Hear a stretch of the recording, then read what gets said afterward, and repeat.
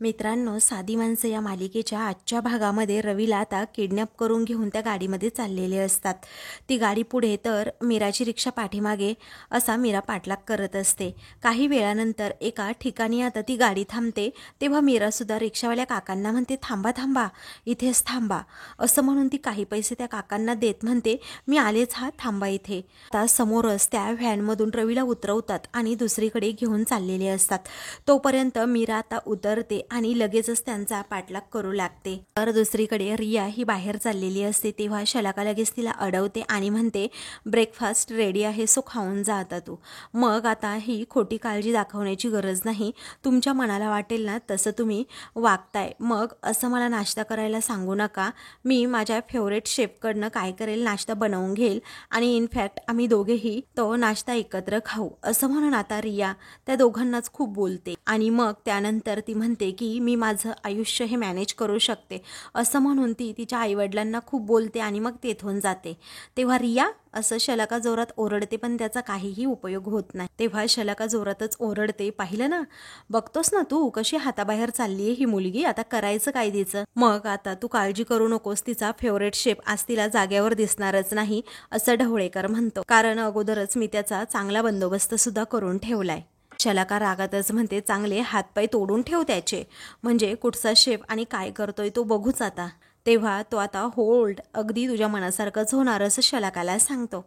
काय आहे ना, रियाचं डोकं ठिकाण्यावर नाहीये, पण लवकरात लवकर ते ताळ्यावर सुद्धा येईल, तू खाऊन घे ना, असं म्हणून तो तिला नाश्ता करायला सांगतो। इकडे आता एका गोडाऊनमध्ये रवीला आता सर्वजण घेऊन येतात। त्यांनी रवीला बेशुद्ध करूनच तिथे आणलेलं असतं, त्यामुळे रवीला सुद्धा कळत नाही। तिला आता बरोबर माहीत असतं की रवीला कुठे घेऊन गेले आहेत, म्हणून ती त्यांचा पाठलाग करत करतच त्या गोडाऊनमध्ये येऊन पोहोचते आणि समोरच असं रवीला खुर्चीला बांधलेलं पाहते आणि मग तिला मोठा धक्काच बसतो। तर दुसरीकडे सत्याच्या आता गाड्या सगळ्या काही व्यवस्थित पुसून होतात, तेव्हा तो लगेच आता मोबाईल हातात घेतो आणि त्याच्याकडे पाहतच राहत। तर दुसरीकडे आता रवीला बांधून ठेवलेलं असताना तेव्हा ते गुंड आता त्याच्याकडे पाहून खूप हसतात। रवीला मात्र अजूनही शुद्ध नसते। ते आता सत्या मोबाईलमध्ये पाहतो तर मीराचे खूपच सारे मिस कॉल त्याला आलेले असतात। त्यानंतर सत्या आता लगेचच मीराला कॉल करतो, तेव्हा मीरा आता खूपच घाबरते, कारण या माणसांपर्यंत आवाज जर मोबाईलचा पोहोचला तर उगीच प्रॉब्लेम नको या विचाराने ती आता तेथेच खाली बसते। आता मोबाईलचा सारखाच आवाज येत असल्यामुळे लगेचच या गुंडांना वाटतं की रवीकडेच मोबाईल आहे, म्हणून ते लगेच आता मोबाईल चेक करू लागतात। तर इकडे आता सत्या विचारतो, काय ग धूमकेतू, बोल ना पटकन। ती आता खूपच हळूच म्हणते की अहो तुम्ही ऐका ना जरा, अहो आम्ही इथे रामनगरमधल्या एका गोडाऊनमध्ये आहोत आणि रवी भाऊजींना किडनॅप केले, पण सत्यापर्यंत तो आवाजच पोहोचत नाही। मीरा पुन्हा पुन्हा त्याला सांगत असते, तेव्हा सत्याला समजतं की रव्याला किडनॅप केलंय रामनगरमधील जो चौक आहे तेथे एक गोडाऊन आहे ना तेथे। तेव्हा सत्याला मोठा धक्का बसतो आणि तो विचारतो, काय रव्या किडनॅप झालाय आणि ती लोक कोण आहेत नक्की, आणि तू तेथे काय करतेस? तेव्हा आता सत्या सारखा हॅलो हॅलो करत असतो, परंतु मीराचा आवाजच त्याच्यापर्यंत पोहोचत नाही। मग तेवढ्यातच एक गुंड तेथे येतो आणि लगेचच तेथे आता मीराचा फोनच काढून घेतो। तेव्हा मीरा खूपच घाबरत, त्यानंतर सत्या सुद्धा आता फोन ठेवतो आणि खूपच टेन्शनमध्ये येतो। इकडे मीरा आता पळून जाण्याच्या प्रयत्नात असते, परंतु चहूबाजूंनी तिला गुंडांनी घेरलेलं असतं। त्यानंतर सर्वजण आता मीराला पकडतात आणि आतमध्ये घेऊन चाललेले असतात। तर दुसरीकडे सत्या पुन्हा मीराला कॉल करतो, परंतु आता तिचा फोनच लागत नाही, म्हणून तो शर्ट घेतो आणि धावतच रामनगरकडे सुटतो।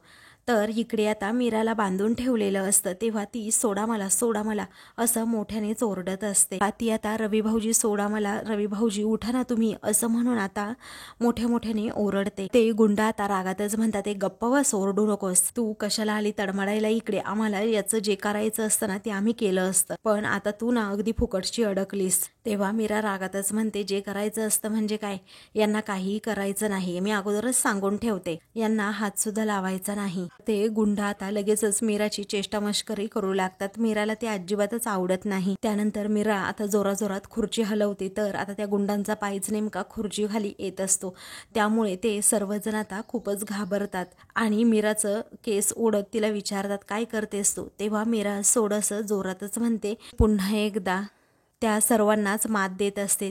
तोपर्यंत इकडे सत्या आता रामनगर जवळ येऊन पोहोचलेला असतो। तर इकडे आता सत्या म्हणतो, आण्या सुद्धा कुठे येऊन थांबलाय काय माहीत, अजूनही आला नाही, असं म्हणून तो आण्याची वाट बघत असतो।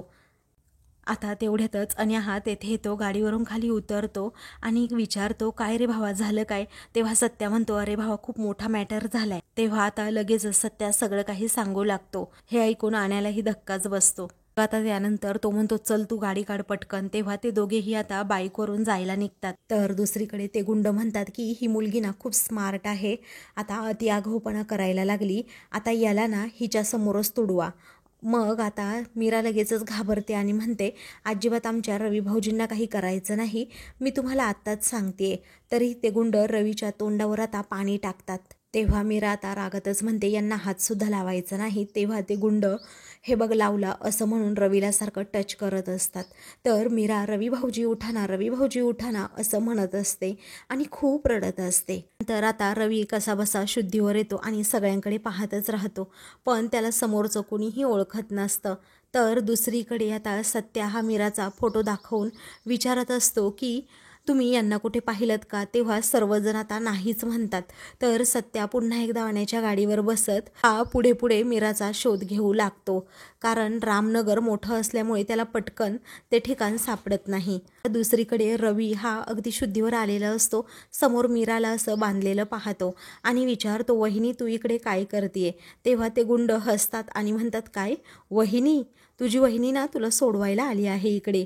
ती खूप शहाणपणा करत होती, परंतु कसं आहे ना, ती आता माझ्या ताब्यात आहे. त्यानंतर रवी आता रागातच विचारतो की काय काय म्हणालास? गप्प बसायचा हा एकदम, माझ्या वहिनीला काहीही बोलायचं नाही.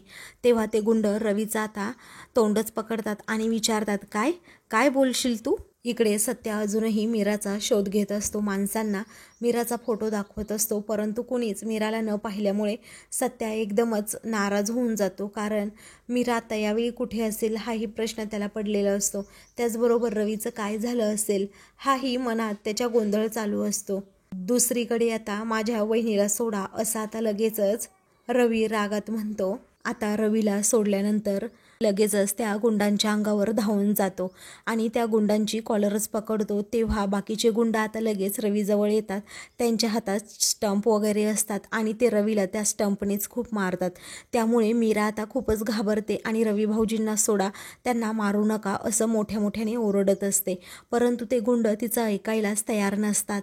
ते गुंड आता रवीला खूप मारत असतात. तर मीराच्या काळजाचा इकडे ठोका चुकत असतो. ती मोठ्या मोठ्यानेच रवी भाऊजी असं ओरडत असते, अगदी ते रवीला मारून मारून बेशुद्ध करून टाकतात.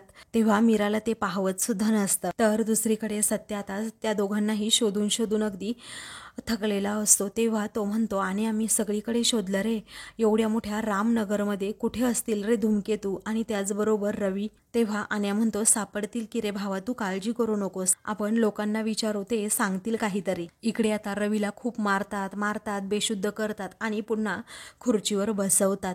तेव्हा मीरा खूप रडत असते. तर बाकीचे गुंड असतात ना, एक गुंड आता रवीचे खूप सारे असे फोटो काढतो आणि ढवळेकरला पाठवणार असतो. इकडे आता ढवळेकर वाटच बघून असतो की कधी एकदा मला माझ्या माणसांचा फोन येईल. तेवढ्यातच फोन येतो, म्हणूनच तो खुश होतो आणि अगोदर तो कॉल रिसीव्ह करत नाही. तो शलाकाला रवीचे ते सर्व फोटोज दाखवतो. तेव्हा शलाका आता खूपच खुश होते. तेव्हा तो जाड कातडीचा आहे, त्याला असंच फोडून काढायला सांगा, आपल्याशी पंगा घेतलाय त्याने, असं आता शलाका म्हणते. तेव्हा ढवळेकर म्हणतो, हो ना, पंगा तर त्यांनी घेतलाच आहे. सुधाकर गायकवाडला कळेल की ढवळेकर बरोबर पंगा घेतल्याने होतं काय. त्यानंतर तो गुंड ढवळेकरला फोन करतो तो की सर, आपलं काम अगदी फत्ते झालं आहे. तेव्हा ढवळेकर आता खूपच खुश होतो आणि म्हणतो की एकदम ठीक काम केलंय तुम्ही, एकदम ओके केलंय, त्यामुळे तुम्हाला तुमचे पैसे मिळतील. तेव्हा त्याला वाळत घातला तरी तो वाळणार नाही असा त्याला फोडला आहे असं गुंड म्हणतात. मग त्यावेळी ढवळेकर म्हणतो, चांगलं काम केलं, पैसे मिळतील ना. तेव्हा त्याच्याबरोबर अजून एक मासा गळायला लागला आहे, त्यामुळे अजून 1,00,000 रुपये एक्स्ट्रा हवेत असं आता लगेचच ते गुंड म्हणू लागतात. तेव्हा ढवळेकर विचारतो, काय काय म्हणायचंय? तेव्हा ते गुंड म्हणू लागतात की काही नाही, त्या मुलाची जी वहिनी होती ना, तिला सुद्धा किडनॅप केलंय, ती खूप सारखी सारखी बोलत होती, ती त्याच्या पाठीमागे त्याला वाचवायला आली, म्हणून आम्ही तिला किडनॅप केलं. तर ढवळेकर जोरातच त्यांच्यावर ओरडतो आणि तिला किडनॅप करण्याची काय गरज होती असं रागातच विचारतो. तेव्हा आता ते गुंड म्हणतात, केलं तिला किडनॅप, आता काय, पण आमचे पैसे आम्हाला आलेच पाहिजेत असं म्हणून ते फोन ठेवतात. तेव्हा आता ढवळेकर डोक्यालाच हात लावतो, कारण या लोकांनी तिला का किडनॅप केलं असेल हा प्रश्न त्याच्या मनात येतो। तर दुसरीकडे सत्या आणि अन्या अजूनही आता मीराचा शोध घेत असतात। तेव्हा आता सत्या सर्वांनाच ते फोटो दाखवत असतो मीराचे। मग आता मीराचा फोटो दाखवल्यानंतर तो रिक्षावाला म्हणतो की मला काही माहीत नाही। तेव्हा काय झालं यांना असं आता लगेचच तो रिक्षावाला विचारतो। मग आता किडनॅप करून ठेवला आहे कुठेतरी यांना असं आता सत्या म्हणतो। मग आता तो माझा समोर मित्र आहे ना अशी काहीतरी किडनॅपिंगचं वगैरे बोलत होता असं लगेचच आता रिक्षावाला काका सांगतो।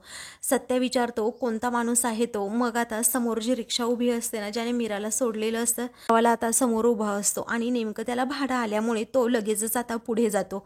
सत्याला समजतं याला माहित आहे की मीरा कुठे आहे आणि त्याने मीराला कुठे सोडलंय, म्हणूनच सत्या आता त्याला थांबवण्याचा प्रयत्न करतो। परंतु तो काही थांबत नाही कारण त्याच्यापर्यंत आवाजच पोहोचत नसतो। त्यानंतर कसाबसा सत्या खूप पुढे पळत पळत जातो आणि मग त्यानंतर लगेचच त्या रिक्षाला लटकतो। तेव्हा तो रिक्षावाला लगेचच रिक्षा थांबवतो आणि लगेचच त्यातून उतरतो आणि विचारतो काय रे तुला मरायचंय का।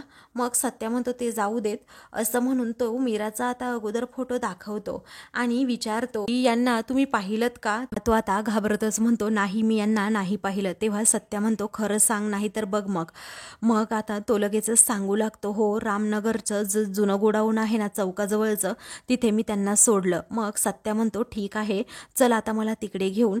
तेव्हा ऑलरेडी माझ्या रिक्षामध्ये पॅसेंजर आहे आता मी तुम्हाला घेऊन जाऊ शकत नाही असं आता लगेचच तो रिक्षावाला म्हणतो। तेव्हा सत्या आता लगेचच अन्याला फोन करतो आणि तू गोडाऊन जवळ पोहोच असं म्हणतो। तेव्हा ठीक आहे असं अन्या म्हणतो आणि मग फोन ठेवतो।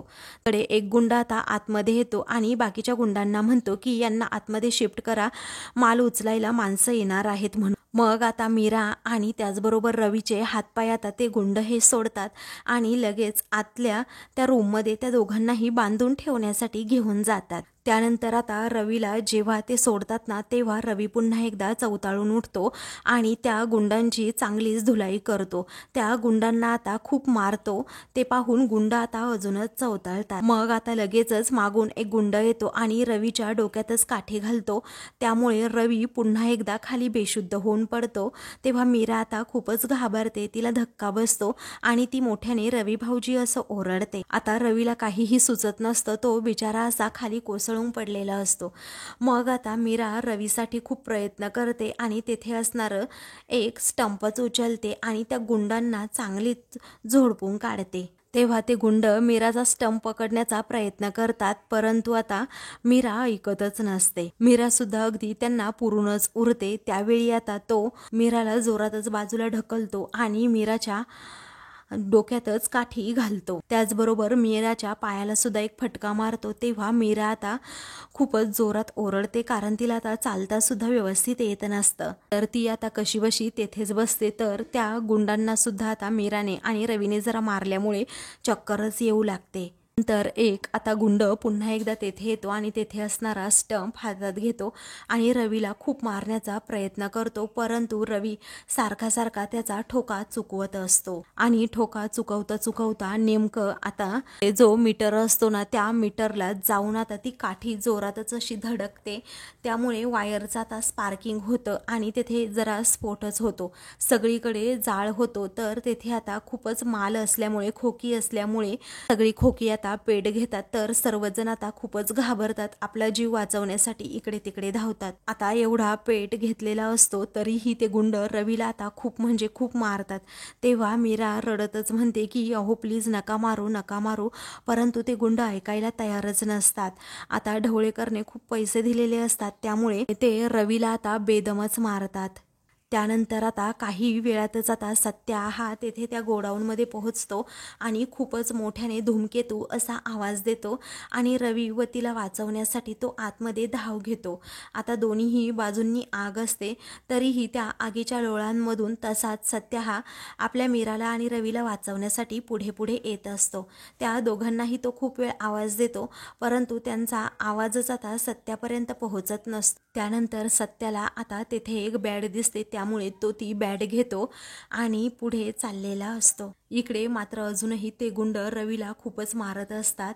मीरा आता तेथेच रडत बसलेली असते आणि तिच्या अंगाजवळ आता त्या जाळांचे लोळ पडत असतात. त्यामुळे ती आता खूप म्हणजे खूपच घाबरू लागते आणि मोठ्या मोठ्याने ओरडू लागते.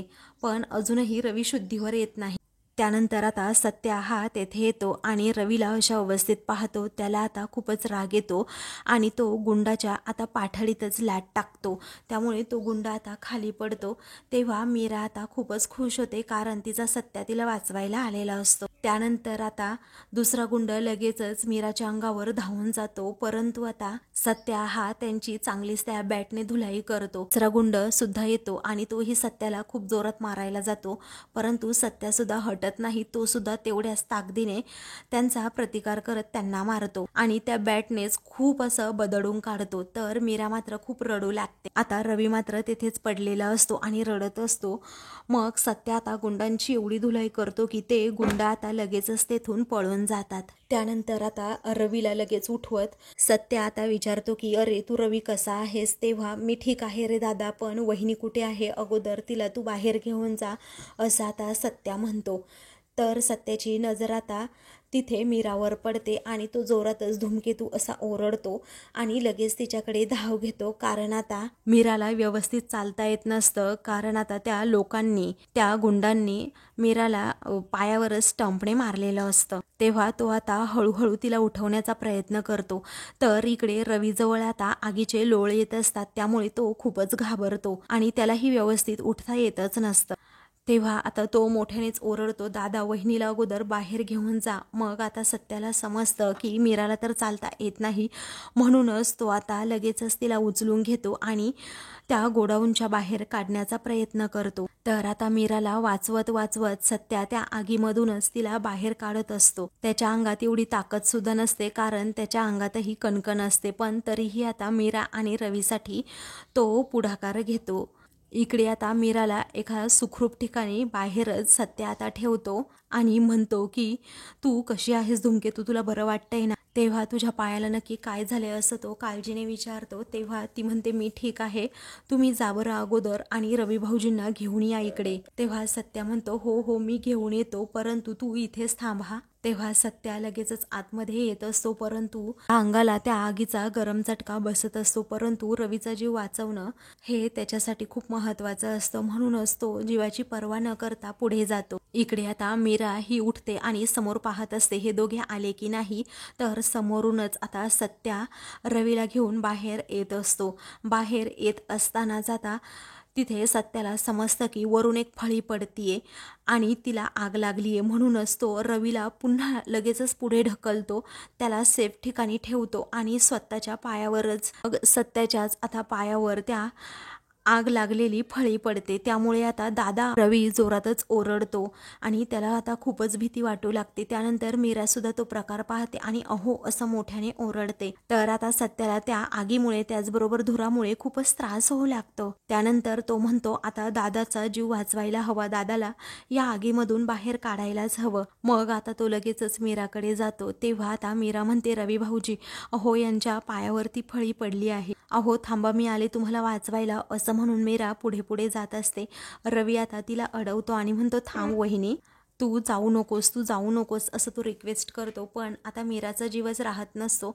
ती म्हणते नाही रवी भाऊजी मी जाणारच आहे, यांना अशा अवस्थेत सोडून मी इथून जाऊ शकत नाही. तेव्हा वहिनी नको ना जाऊ असं सततच रवी म्हणतो, कारण तुझ्याही जीवावर बेतेल. पण आता मीरा हार मानत नाही. ती म्हणते यांना असं एकट्याला सोडून मी नाही जाऊ शकत इथून बाहेर. तर इकडे सत्याला आता खूपच त्रास होत असतो. मीरा आता लगेचच रवीचा हात सोडते आणि आतमध्ये सत्याला वाचवण्यासाठी त्या आगीमधूनच जाते. आता खूपच तेथे आग असते, त्यामुळे मीरालाही काही सुचत नसतं. पण इकडे सत्या आता अगदी त्या धुरामुळे बेशुद्धच पडतो. इकडे मीरा आपले साडीचा पदर हातात घेते आणि त्या पदराने आता ती काठी उचलते. ती काठी गरम असल्यामुळे तिने तो पदर त्याला गुंडाळलेला असतो आणि सत्याला वाचवण्यासाठी ती पुढे पुढे जाते आणि त्याच काठीने आता ती लगेचच सत्याच्या पायावर जी फळी पडलेली असते ना ती दूर करण्याचा प्रयत्न करते. तर आता मित्रांनो, पुढील भागामध्ये तिघेही सुखरूप अगदी घरी आलेले असतात. तेव्हा आता निरूपा म्हणते की रवी बाळा, तुला काय लागलं, काय लागलं? अरे तुझा ॲक्सिडेंट कुठे झाला, तुला नक्की काय झालं? तर सत्याच्या अंगात सुद्धा एवढी ताकदच नसते. मग त्यानंतर आता या मीराच्या पायाला कसं काय लागलं असं आता लगेचच निरूपा विचारते, कारण ती कालंगडतीये कळत नाही असं निरूपा म्हणत असते. तेव्हा आता ही सत्य आता खोटं बोलतो. मग आता सर्वजण मीराकडे पाहतच राहतात. सर्वांनी घरी खोटं सांगितलेलं असतं की रवीचा ॲक्सिडेंट झालाय. अशाच मालिकेंचे पुढील भाग पाहण्यासाठी चॅनलला सबस्क्राईब करा.